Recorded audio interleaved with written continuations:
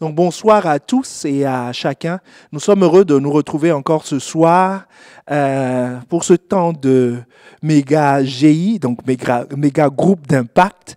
Nous allons avoir un temps spécial parce que moi je suis en différé, donc c'est un enregistrement, un enseignement qui a été enregistré au préalable parce que physiquement je ne peux pas être avec vous ce soir. Mais ce qui est sûr, c'est que nous répondrons aux questions dans nos groupes d'impact et nous continuerons à une autre occasion dès que le Seigneur nous le permettra. Et dans tous les cas, nous allons prier. Nous allons prier. Donc, ce temps de méga GI fait suite à notre enseignement d'il y a 2 dimanches sur la conscience de mon identité d'enfant de Dieu me libère de la forteresse de la crainte. Parce qu'on m'a dit qu'il y a beaucoup de questions et il y a essentiellement une question à laquelle nous allons répondre durant ce temps-ci, c'est comment garder en permanence la conscience de mon identité d'enfant de Dieu. Donc, comment garder en permanence la conscience de mon identité d'enfant de Dieu. Pourquoi cette question? Parce que la Bible nous dit, dans Romains 8, le verset 15 et 16, la Bible nous dit, surtout dans le verset 15, la Bible nous dit « Et vous n'avez pas reçu un esprit de servitude pour être encore dans la crainte. » Donc, nous avions dit que l'esprit qui amène la crainte, son nom, la Bible nous le donne, de cette forteresse, c'est un esprit de servitude. Dit donc, et vous n'avez point reçu un esprit de servitude pour être encore dans la crainte, mais vous avez reçu un esprit d'adoption par lequel nous crions Abba, Père. Donc, l'antidote, la solution au problème de la crainte n'est pas la résolution de ma crainte, de l'objet de la crainte. Par exemple, quand j'ai peur de manquer, la solution n'est pas qu'on me donne de l'argent. La solution, ce n'est pas qu'on comble mon besoin. La Bible nous dit, et c'est la logique de Dieu, c'est pour ça que c'est une folie pour l'homme de réaliser cela, que la logique de Dieu, pour, par exemple, comme je le disais, la peur de manquer, la crainte de manquer, n'est pas l'argent ou la provision. C'est crier à Dieu comme étant sa source. C'est reconnaître Dieu comme étant sa source. C'est ce que nous voyons dans le psaume 23, le verset 1 qui dit « L'Éternel est mon berger ». L'Éternel est quoi? Il est mon berger. Il est mon berger. Je ne manquerai de rien. Donc, c'est pour cela que je ne manque de rien. Donc, ici, nous voyons que l'antidote pour la crainte, c'est l'esprit d'adoption. Et le résultat de cet esprit d'adoption, donc le Saint-Esprit, quand il agit en nous, quand il nous délivre de la crainte, nous crions Abba, Père. Donc, connaître, être conscient et garder en permanence mon identité d'enfant de Dieu est la solution anti-crainte. Donc, nous sommes juste en train d'appliquer les principes que Pasteur Yvan nous enseigne toujours sur comment renverser les forteresses. Il nous dit que c'est la conscience de la parole de Dieu, le fait de placer sa foi en cette. Donc, nous sommes en cette parole. Donc, nous sommes en train d'appliquer ce principe. C'est-à-dire, que dit la parole de Dieu concernant la servitude? Ce que la parole de Dieu dit, c'est « Sois conscient de ton identité d'enfant de Dieu ».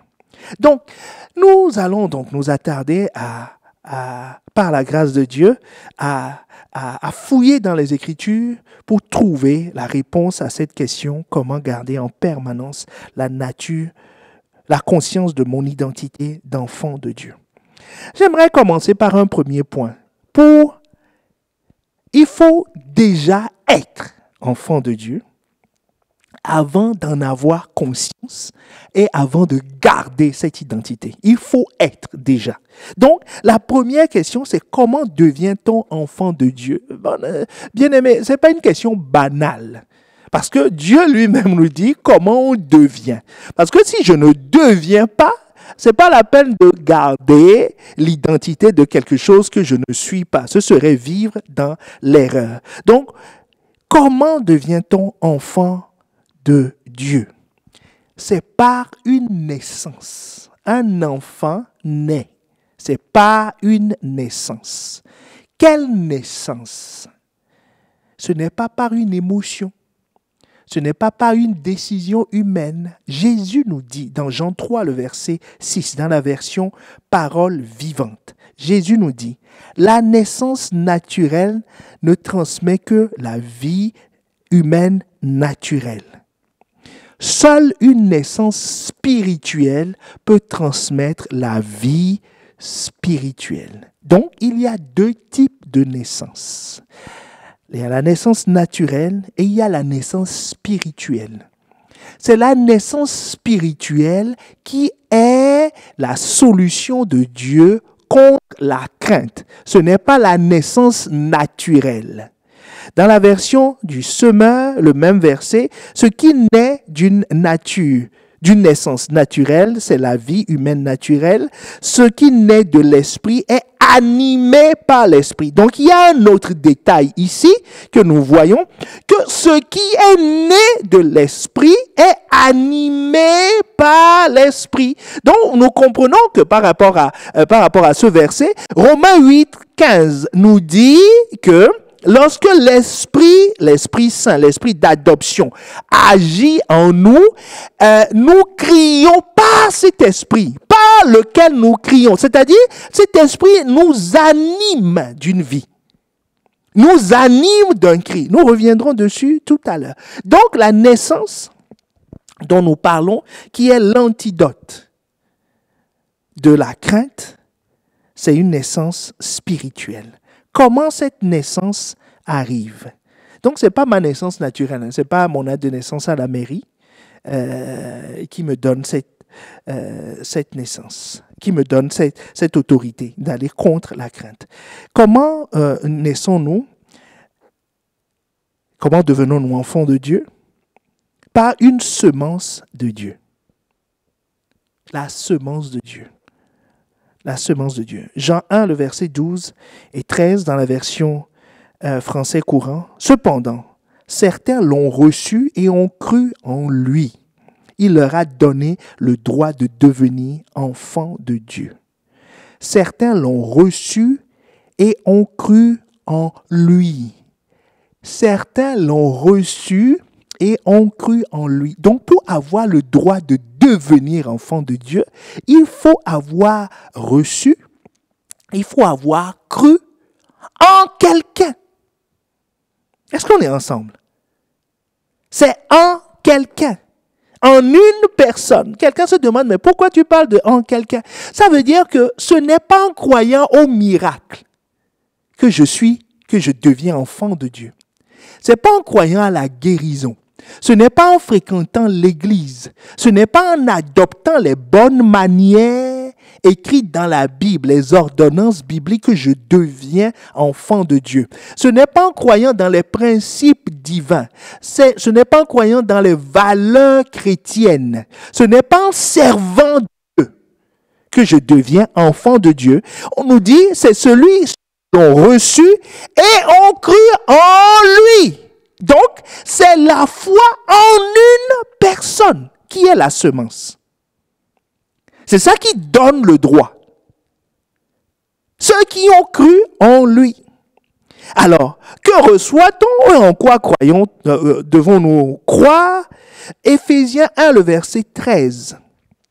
Éphésiens 1, le verset 13 va nous donner quelques clés. Rappelle bien les étapes. En lui, vous aussi, après avoir écouté le message de la vérité, la bonne nouvelle qui vous a apporté le salut. Donc, vous avez cru en Christ, alors Dieu a mis sa marque personnelle sur vous en vous donnant le Saint-Esprit. Dans la version Louis II, le même texte, dans la version Louis II, dit « En lui, vous aussi, après avoir entendu la parole de la vérité, l'évangile du salut, en lui, vous avez cru. » Mais j'aime bien la version, cette version que nous venons de lire premièrement. Vous voyez, première chose, on dit, vous aussi qui avez écouté le message. Donc d'abord l'écoute. Je suis en train de voir avec vous comment reçoit-on ce qu'on reçoit et ce qu'on croit. Premièrement, on écoute le message de la vérité, la bonne nouvelle. La bonne nouvelle, c'est quoi? C'est que Christ est venu dans le monde. Comme un homme, il est venu mourir pour nous, pour le salut de nos péchés. C'est pour ça que, pour notre salut, donc pour le pardon de nos péchés. Il a versé son sang pour le pardon de nos péchés. C'est pour ça qu'on nous dit, d'abord, j'ai entendu la parole de la vérité. La bonne nouvelle que Christ est venu dans le monde. Pas j'ai entendu un miracle. Pas j'ai entendu une promesse d'augmentation. Pas j'ai entendu une protection. Parce que des gens sont dans l'église parce qu'ils ont entendu un message de protection. Ils ont dit, si je donne ma vie à Christ, je serai guéri. Si je donne ma vie à Christ, je serai protégé. Mais non, on dit, on devient enfant de Dieu en recevant et en croyant en une personne, pas en une chose. Est-ce qu'on est ensemble? L'évangile de votre salut, c'est très important. La bonne nouvelle qui vous a apporté le salut. Vous avez cru au Christ. Donc, en qui? C'est le Christ. En lui, c'est le Christ.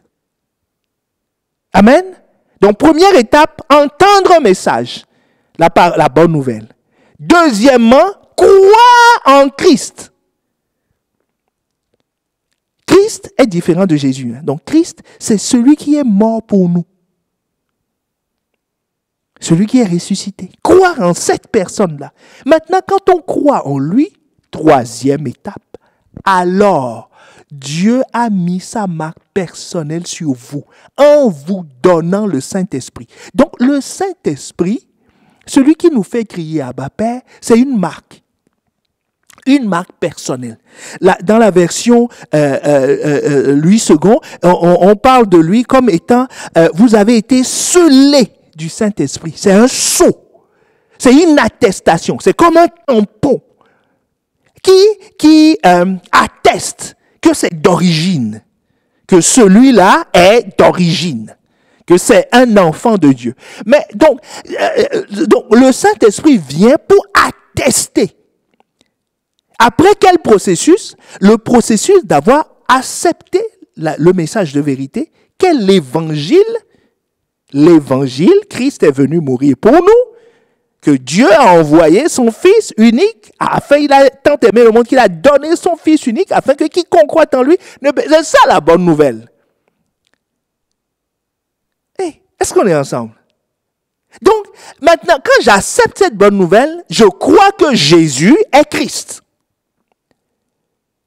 Quand je crois que Jésus est Christ, maintenant, Jean 1, le verset 12 que nous avions lu tout à l'heure, dit, certains l'ont reçu et ont cru en lui, en Christ.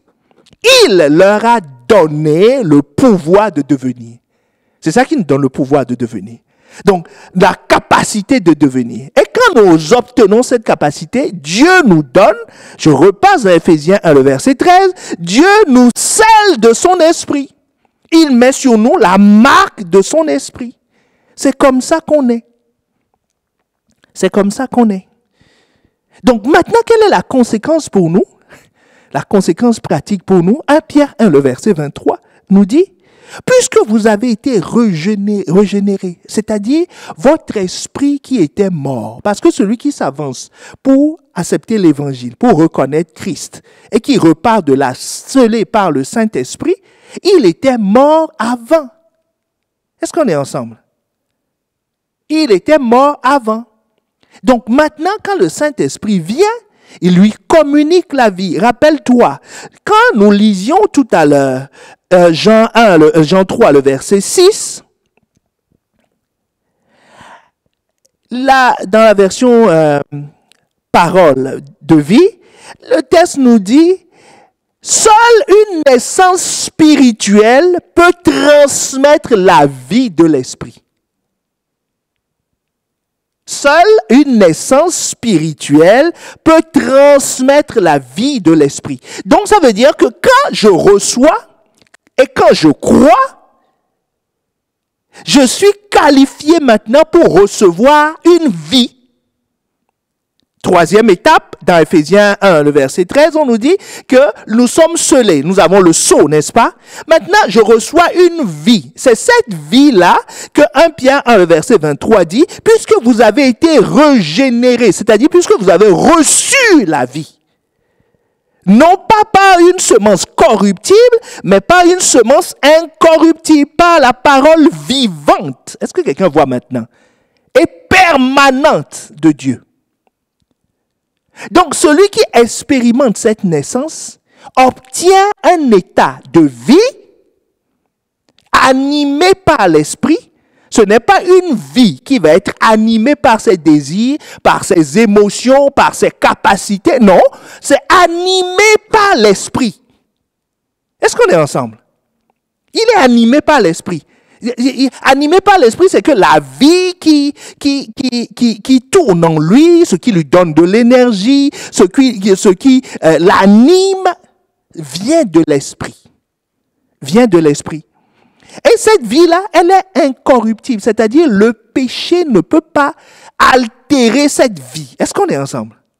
Le péché ne peut pas altérer cette vie parce qu'elle est incorruptible, elle ne peut pas être corrompue. Et cette vie est permanente. Donc cet état est censé être permanent. C'est pour ça que nous avons en lui la vie éternelle. C'est un état permanent. Est-ce qu'on est ensemble? C'est important de comprendre ça. Donc, quand je donne ma vie à Christ, on parle bien de donner sa vie. Ça commence par entendre la bonne nouvelle, que Christ est venu mourir pour moi.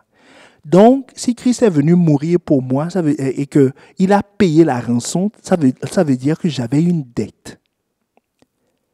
Ça veut dire que quand je reçois le message, ce n'est pas mes émotions qui sont retournées, non, c'est que je réalise que je suis endetté, que je suis condamnable.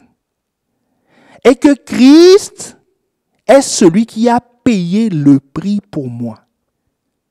Vous voyez la différence avec celui qui entend juste que on dit que Christ guérit et j'ai une boule dans la jambe. Christ vient à mon secours. Non, ce n'est pas la nouvelle naissance. Hey, est-ce qu'on est ensemble? La nouvelle naissance, je passe par l'étape où je reconnais mon péché. Pour que lui puisse payer à ma place. C'est comme ça que Jésus devient Christ dans ma vie.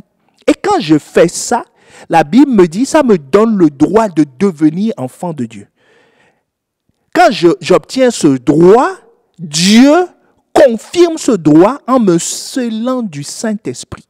C'est-à-dire quand le Saint-Esprit vient maintenant, c'est lui qui anime mon être, qui vient de naître, qui est régénéré par sa vie, qui s'appelle la vie Zoé, comme Pasteur Ivan nous l'a enseigné, qui est la vie éternelle. Donc c'est maintenant cette vie que je vis. Cette vie, elle est permanente. Et cette vie, pardonnez-moi, elle est vivante. Selon 1 Pierre 1, 23. Amen. Donc maintenant, mon esprit qui était mort est uni, est collé, est connecté à une source de vie qui s'appelle le Saint-Esprit. L'Esprit de Dieu. L'esprit d'adoption. Pourquoi l'esprit d'adoption? Parce que sa présence, comme nous l'avons vu dans Ephésiens 1, le verset 13, sa présence atteste en fait que je suis enfant de Dieu. Donc son absence atteste que ce n'est pas un enfant de Dieu. Est-ce qu'on est ensemble? Sa présence atteste que je suis enfant de Dieu. Et la Bible nous dit maintenant, donc, une chose, nous avons dit, pour être enfant de Dieu, il faut, première étape, pour avoir la conscience, pour avoir l'identité d'enfant de Dieu, il faut naître. Un enfant naît, c'est ce que nous avons vu. Maintenant, nous savons tous que une chose est de naître, une chose est de recevoir le témoignage. Je dois recevoir le témoignage que je suis enfant d'eux. Tu vois, tu as reçu, je prends un exemple naturel pour expliquer une chose spirituelle. On m'a dit que la femme avec qui j'ai grandi est ma mère. Tu vois, non? Je dois l'accepter. Ton cas aussi. Tu avais vu ta mère à la maternité? Est-ce que tu lui as fait signer un papier en sortant? Tu vois un bébé qui naît comme ça, qui tend un papier, qui dit non. Donc, tu dois accepter le fait que cette femme est ta mère. Et cette femme t'a dit que cet homme est ton père. Quelqu'un dit dans un autre milieu que la paternité est un acte de foi. Est-ce qu'on est ensemble? Parce que c'est ta mère aussi qui sait qui est le père.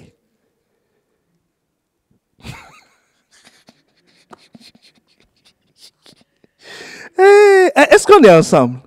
C'est ta mère qui te dit qu'elle est ta mère. Tu dois croire. Tu dois l'accepter.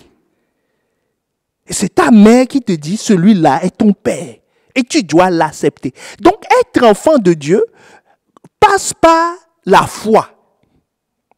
Il y a des choses que tu dois accepter. C'est pour ça que Romains 8,15 nous dit que nous devons recevoir un témoignage. C'est-à-dire l'Esprit Saint doit nous parler. Et il doit nous parler. Donc c'est pour ça le verset 16, Romains 8, le verset 16, l'Esprit lui-même rend témoignage à notre esprit, il atteste à notre esprit que nous sommes enfants de Dieu. C'est le point que nous allons voir maintenant. Donc nous avons vu naître. Maintenant, recevoir le témoignage. Il faut recevoir le témoignage. Nous sommes en train de répondre à la question, par la grâce de Dieu, comment garder en permanence la conscience de mon identité d'enfant? 1, je dois naître. 2, je dois recevoir un témoignage. Ce témoignage-là, la Bible nous dit que le monde ne peut pas le recevoir. C'est-à-dire, celui qui n'a pas la nature de Dieu ne peut pas entendre ce message. Jean 14, verset 17.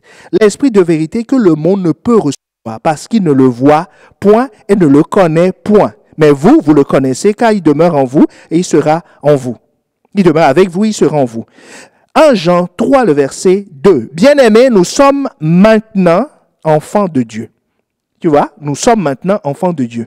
Et ce que nous serons n'a pas encore été manifesté. Mais nous savons que que cela sera manifesté, nous serons semblables à lui parce que nous le verrons tel qu'il est. Bon, c'est pas le bon verset, mais voilà, l'idée c'est que le monde ne peut pas, mon point c'est que le monde ne peut pas recevoir le témoignage de Dieu. Bon, maintenant, nous ne sommes pas là pour parler du monde, nous sommes là pour parler des enfants de Dieu et comment ils vont prendre conscience de leur identité d'enfants de Dieu, n'est-ce pas? Donc, maintenant, Romains 8, le verset 16 nous dit que lui-même, il rend témoignage à notre esprit. Est-ce que toi aussi, tu lis la même chose que moi?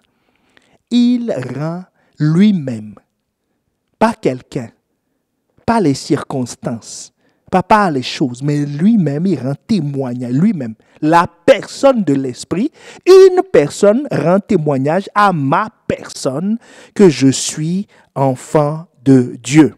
Le terme qui est utilisé veut dire rendre témoignage. C'est utilisé dans 3 occurrences comme ça, rendre témoignage, et une fois, ça veut dire déclarer. Donc, ça veut dire que l'esprit rend témoignage, c'est-à-dire amener quelqu'un à être témoin, amener quelqu'un à avoir la preuve. Ou encore, un autre de ces sens de ce mot rendre témoignage veut dire déclarer. Donc, l'esprit souffle à mon esprit. Il déclare à mon esprit, il parle à mon esprit que je suis enfant de Dieu. Maintenant, ça veut dire que, donc il parle à mon esprit que je suis enfant de Dieu. Maintenant, suis-moi attentivement. Retournons au verset 15. Au verset 15, la Bible nous dit, suis bien la fin du verset 15. Il dit,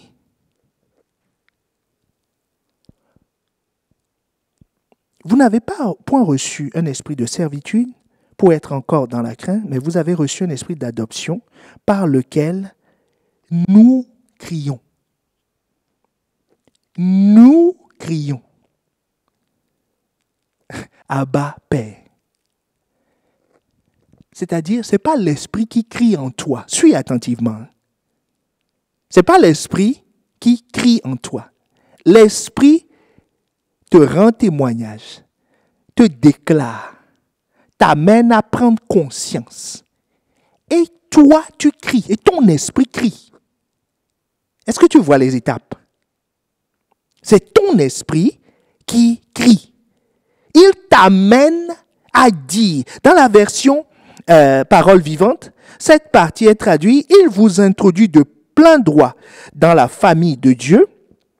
Il a fait de vous les fils adoptifs de Dieu, ce qui nous permet, nous les hommes là, nous qui avons l'esprit, nous qui sont devenus enfants de Dieu, ce qui nous permet de l'appeler Père, mon cher Père.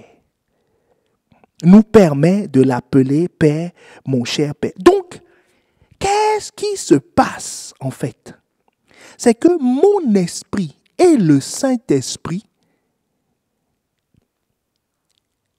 disons la même chose. Mon esprit et le Saint-Esprit, nous disons la même chose. Nous disons Abba, Père. Le Saint-Esprit me souffle qu'il est mon Père. Et moi aussi, je répète, il est mon Père. Est-ce qu'on est ensemble? Nous allons prendre les utilisations de ce mot. C'est que 4 versets où ça a été utilisé dans la Bible. Romains 2, le verset 15. Où on dit le Saint-Esprit rend témoignage, où on parle du témoignage du Saint-Esprit avec le même mot. Romains 2, le verset 15, dans la version Louis II. Il montre que l'œuvre de la loi est écrite dans leur cœur. Leur conscience en rendant témoignage et leur pensée s'accusant ou se défendant tour à tour. Il montre que l'œuvre de la loi est écrite dans leur cœur, conséquence, leur conscience en rendant témoignage. Donc, pour que nous recevoir le témoignage de l'Esprit, recevoir le témoignage du Saint-Esprit, je crois que si on lit dans d'autres versions, tu comprendras encore mieux. Dans la version Darby, on dit « Et elle montre l'œuvre de la loi écrite dans leur cœur, leur conscience rendant en même temps témoignage. » Dans la version Bible du Semeur, ils démontrent par leur comportement, j'aime ça, ils démontrent par leur comportement que les œuvres demandées par la loi sont écrites dans leur cœur. Leur conscience en témoigne également. Ils démontrent par leur comportement. Donc, crier à Abba Père, c'est un comportement. Est-ce que quelqu'un me suit? C'est une action. Ils démontrent par leur action. Ils démontrent par leur action le témoignage de l'Esprit. Et le texte nous dit, pour que quelqu'un démontre par son comportement, par son action, un témoignage, il faut que la chose soit écrite dans son cœur. Est-ce qu'on est ensemble? Donc, le témoignage que je suis enfant de Dieu, quand on dit le Saint-Esprit témoigne à mon esprit, ça veut dire que le Saint-Esprit grave dans mon esprit. Il l'écrit dans mon esprit. Il l'écrit sur les tables de mon cœur. Que je suis enfant de Dieu. N'a-t-on pas utilisé le terme sceau?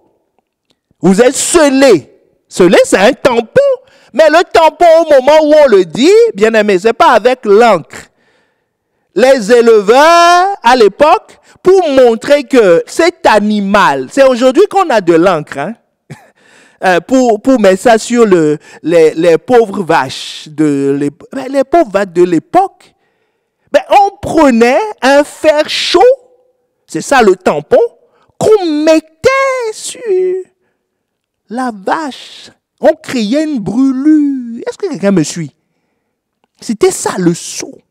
Donc, le sceau se porte dans la chair. Le sceau est gravé. Est-ce qu'on est ensemble? Il est gravé. Donc, l'Esprit Saint, là, je nous renvoie à notre temps de partage au cœur de la parole du 23 novembre. Et le thème, c'est que veut dire l'enseignement de l'Esprit. C'est là où tu vas comprendre comment, en fait, l'Esprit grave ces choses dans nos cœurs, sur les tablettes de nos cœurs. Donc, ça veut dire que la conscience de mon identité d'enfant de Dieu ne vient pas des circonstances, ne vient pas de l'extérieur, ne vient pas du fait que j'ai prié pour avoir une voiture, Dieu m'a donné une voiture, donc je suis enfant de Dieu. Est-ce qu'on est ensemble? J'ai prié pour avoir une voiture, il m'a donné un vélo, donc il ne m'aime plus, je ne suis plus enfant de Dieu. Non, c'est quelque chose que l'Esprit Saint lui-même grave dans nos cœurs. Proverbe 4, 23 nous dit que le cœur, c'est les sources. C'est les sources. Donc, l'Esprit Saint grave sur nos cœurs. C'est ça le témoignage. Quand on dit rend témoignage à notre esprit, il grave sur nos cœurs. Et mon esprit, maintenant, deuxième utilisation, une autre utilisation du mot témoignage qui est utilisé dans Romains 8, le verset 15. Verset 16, pardon, nous allons dans Romains 9, le verset 1. Je dis la vérité, je ne mens point, ma conscience m'en rend témoignage par le Saint-Esprit. Dans la version français courant, on dit, car j'appartiens à Christ, ma conscience guidée par le Saint-Esprit témoigne que je dis vrai. Dans la version parole vivante, le Christ le sait, ma conscience éclairée par le Saint-Esprit me le confirme. Ma conscience éclairée par le Saint-Esprit me le confirme. Dans la version parole de vie, ma conscience guidée par l'Esprit Saint me dit aussi que c'est vrai. Donc, nous sommes en train de tendre vers le cri. Donc, il témoigne, il grave dans mon cœur. Puis maintenant, il me guide. Il grave la loi, que tu es enfant de Dieu. Il me guide à dire la même chose. Nous voyons ici que l'apôtre Paul est en train de parler de son esprit qui parle. Est-ce que quelqu'un me suit? Il dit, mon esprit parle. Mais ce que mon esprit est en train de dire ne vient pas de mon esprit, mais est poussé par le Saint-Esprit qui est en moi. C'est le témoignage du Saint-Esprit que mon esprit répète. Est-ce que tu suis? Nous sommes en train de tendre vers le mécanisme du cri. Le mécanisme du cri. Le mécanisme du cri, c'est que j'ai entendu quelque chose de la part du Saint-Esprit en moi, et maintenant je crie, je saute de joie en disant, waouh, moi, pécheur, moi, rejeté, moi, inconsidéré des hommes, je suis enfant de Dieu. Moi qui étais dans le manque, l'Éternel est en fait mon berger. Et je ne peux manquer de rien. C'est là où je saute, je crie vers Dieu, que tu es mon Père. Le Saint-Esprit en fait nous souffle que nous sommes enfants de Dieu. Donc c'est le témoignage de Dieu, de l'Esprit Saint en nous, gravé dans nos cœurs, avec lequel mon esprit est d'accord que je crie. Est-ce qu'on est ensemble? Donc, je dois passer par un processus où je suis d'accord avec le témoignage de l'Esprit Saint en moi. C'est-à-dire, l'Esprit Saint ne me force pas. lui, il écrit, la chose existe en moi. Nous allons voir tout à l'heure les applications. La chose existe en moi. Mais moi aussi, mon esprit doit l'accepter. Vous savez qu'il y en a qui n'acceptent pas le fait qu'ils sont enfants de Dieu.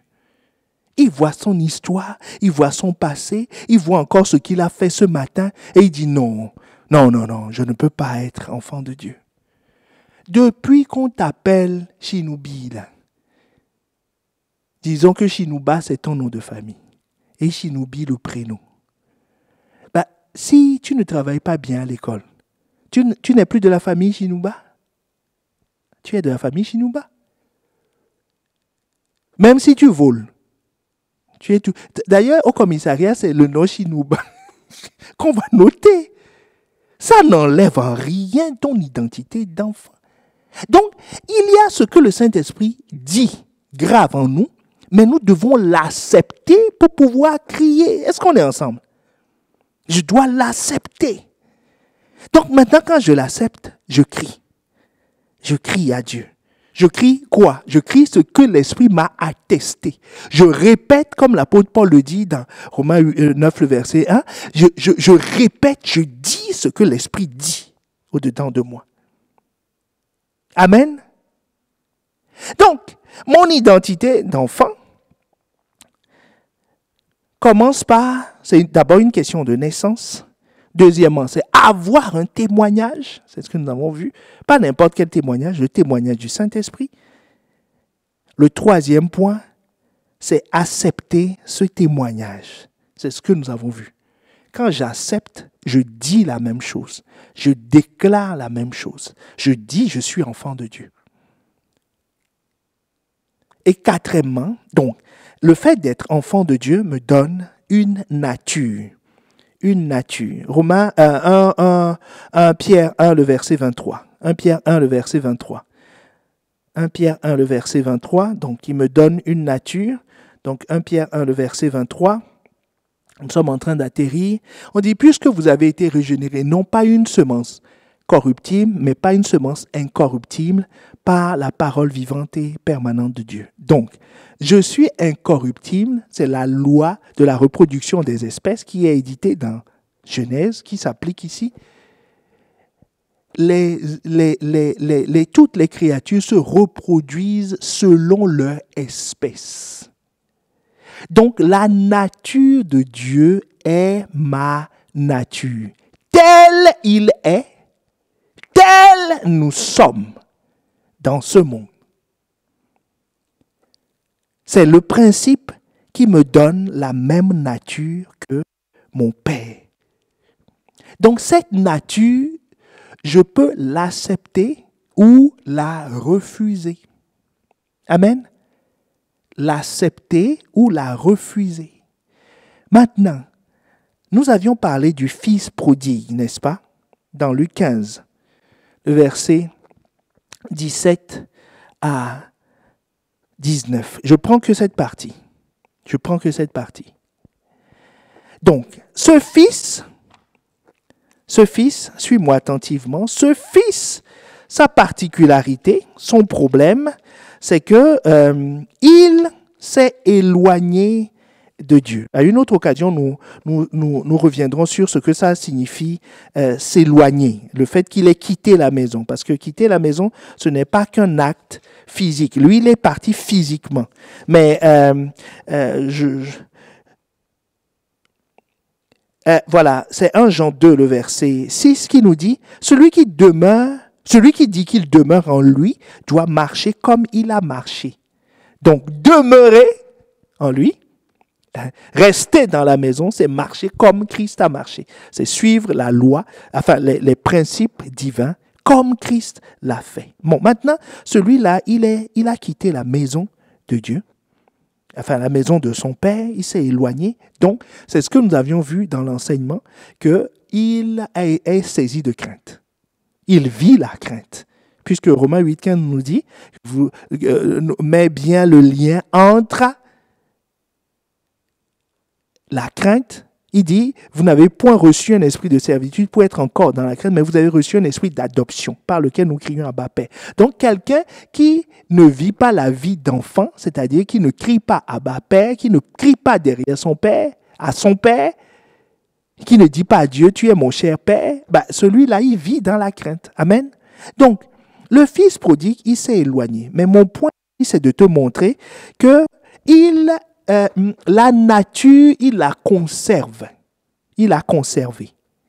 Parce que malgré les choses qu'il faisait, malgré la vie qu'il vivait, malgré le fait qu'il se retrouve à manger avec les porcs, quel ait été son état, la Bible nous dit au verset 17, étant rentré en lui-même, il se dit, combien de mercenaires chez mon père ont du pain en abondance et moi, je meurs de faim ici. Verset 18. Je me lèverai, j'irai vers qui? Mon père. Est-ce que quelqu'un me suit? Il reconnaît qu'il a un père. Donc, il reconnaît qu'il est un enfant. Un enfant, dans sa nature, il est un enfant. Mais dans sa vie, il n'est pas un enfant. Est-ce que tu me suis? Dans sa nature, il a un père. Et il trouve que, se reproduisant selon les mêmes règles que son père, il trouve que chez son père, la vie n'est pas ce qu'il est en train de vivre. Qu'il y a un écart entre la vie de son père, c'est-à-dire les choses que ceux de son espèce vivent, et ce que lui vit. Mais il dit, ma nature, par contre, je suis fils de quelqu'un. C'est pour ça qu'il dit au verset 19, je ne suis plus digne d'être appelé ton fils. Traite-moi comme l'un de tes mercenaires. Donc, être un enfant, c'est avoir une nature. C'est être conscient de cela, que tel il est, tel nous sommes dans ce monde. Donc, comment avoir la conscience? La question à laquelle nous sommes en train de répondre, comment avoir en permanence la conscience de mon identité d'enfant, c'est que je suis conscient de ma nature d'enfant de Dieu. Amen. Lui, il était conscient quand même de sa nature d'enfant de Dieu. Donc, je peux, quand je suis dans l'erreur, quand je m'éloigne parce que je ne suis pas demeuré dans les voies de Dieu, ainsi de suite, j'ai la nature de Dieu, sauf si je renonce à cette nature. Ça, c'est une autre histoire. Ce n'est pas le propos d'aujourd'hui. Mais il garde cette nature. Maintenant, donc, être enfant de, premier point, je reprécise bien le point, être enfant, c'est avoir une nature, la même nature que son père. Cette nature nous est donnée par la semence. Et pour la nouvelle créature, cette nature lui est attestée par le Saint-Esprit. Mais l'autre point, c'est que être enfant, c'est se considérer comme, c'est se comporter, comme un enfant. C'est-à-dire, c'est exercer mes droits. C'est agir selon mes droits en permanence. C'est-à-dire, quand je suis enfant, il y a des droits qui vont avec.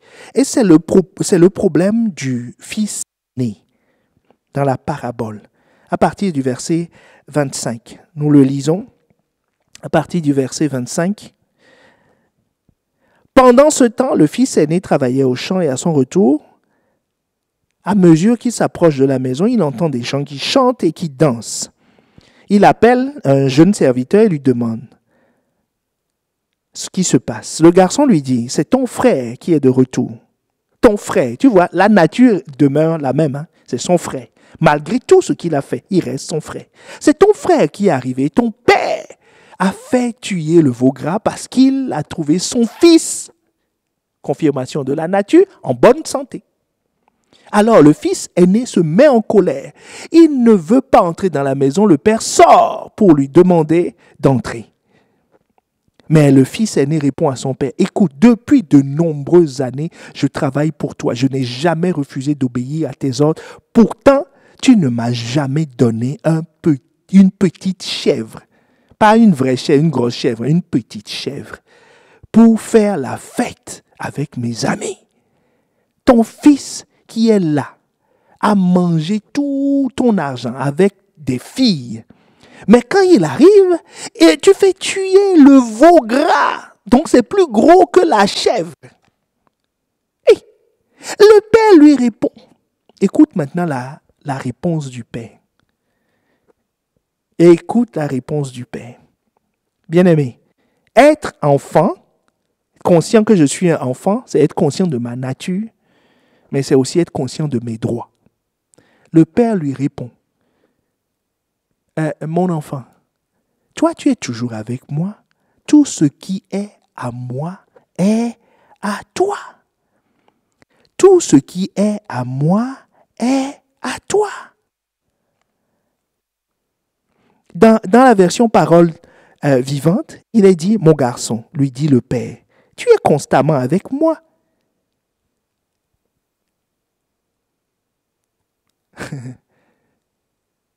Tu es constamment avec moi. Tout ce que je possède t'appartient. Bien-aimé, celui qui est parti, il doit se rappeler de sa nature pour sortir de la servitude.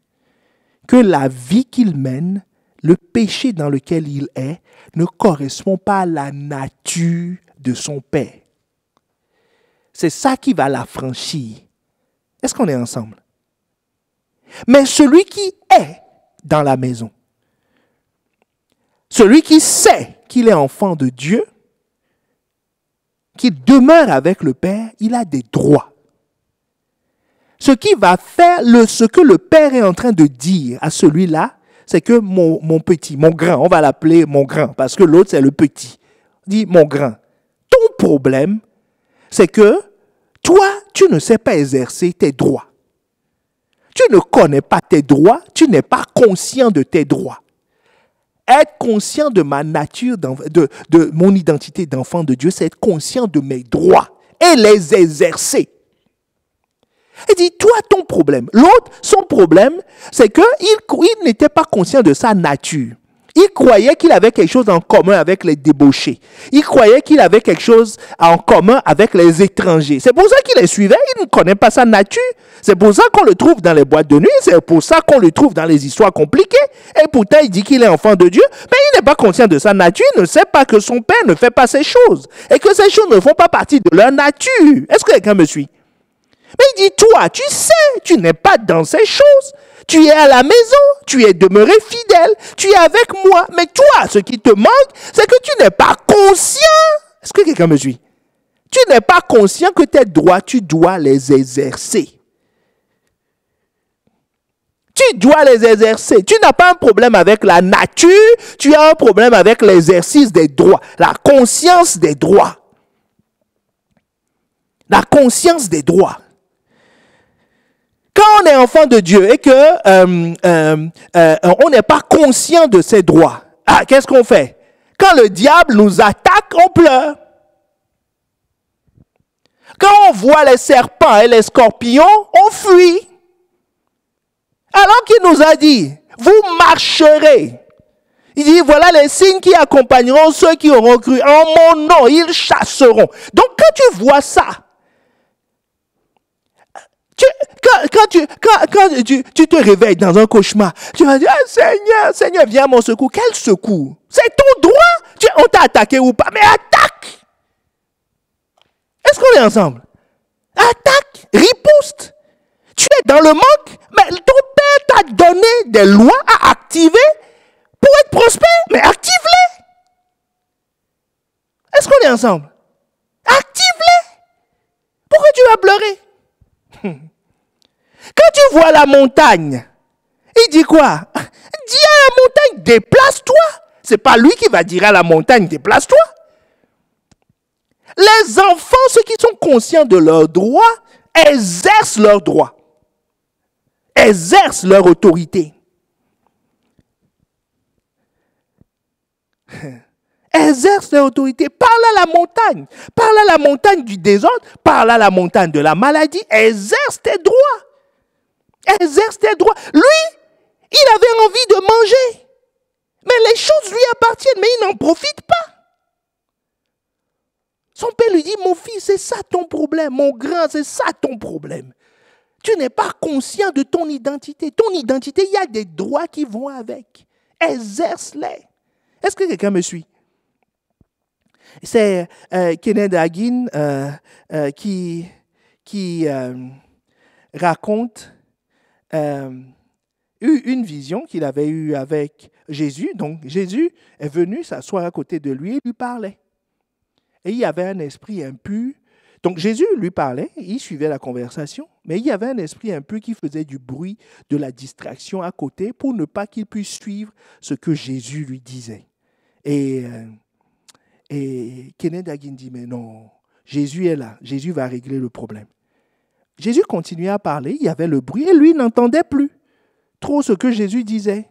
Et il voulait, mais il espérait toujours, tu vois, comme ce fils-là, qui espérait toujours qu'un jour, le père va lui dire, prends la chèvre, je t'en prie, mange, mange. Mais le père ne lui a jamais dit ça. Donc lui aussi, Kenneth Hagin était là. Jésus continuait la conversation comme si de rien n'était. Et arrivé à un moment, il dit à Jésus, mais tu ne vois pas celui qui perturbe notre conversation pour le chasser? Jésus dit, je le vois.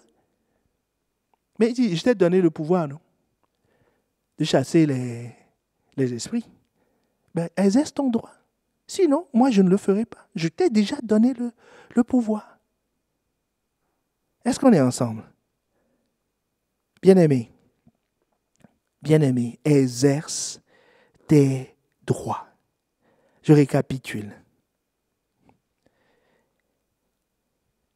La question, c'est comment garder en permanence la conscience de mon identité d'enfant de Dieu. Garder en permanence la conscience, c'est que je dois être conscient de comment je suis né. Je dois être conscient du témoignage de l'Esprit. Pas un autre témoignage, c'est le témoignage de l'Esprit. Ce témoignage est gravé dans mon cœur, ne tient pas compte des circonstances, ne tient pas compte des lieux, ne tient compte de rien d'autre que le fait qu'il est gravé en moi. Et ça me donne une nature. Nature d'enfant de Dieu.